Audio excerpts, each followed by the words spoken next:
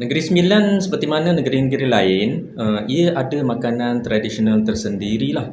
Masakan orang Negeri Sembilan ni memang terkenal dengan masakan pedas-pedas. Jadi kalau korang pergi Negeri Sembilan, 5 makanan tradisi ni memang korang kena cuba. Yang pertama, masak lemak cili api. Ni masakan tradisional Negeri Sembilan, makan dengan nasi putih panas-panas. Masak lemak ni biasa dia guna udang, ikan, daging atau ayam. Pedas dia memang boleh tahan lah, sebab ni kunci utama masak lemak cili api ni.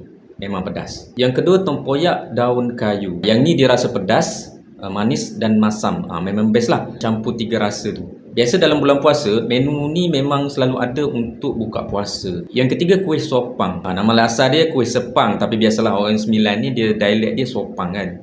Kuih ni diperbuat daripada tepung pulut, pisang dan juga gula Melaka. Isi dia buat menggunakan parut kelapa muda. Rasa dia lemak manis sikit. Memang best lah rasa dia tu. Yang keempat, kuih apam johol. Nama lain dia apam daun rambai. Sebab ia dibungkus dengan daun rambai. Jadi ni antara kuih yang korang kena try lah kalau berada di Negeri Sembilan. Yang kelima, cendol sagu rumbia. Ni antara pencuci mulut tradisional Negeri Sembilan.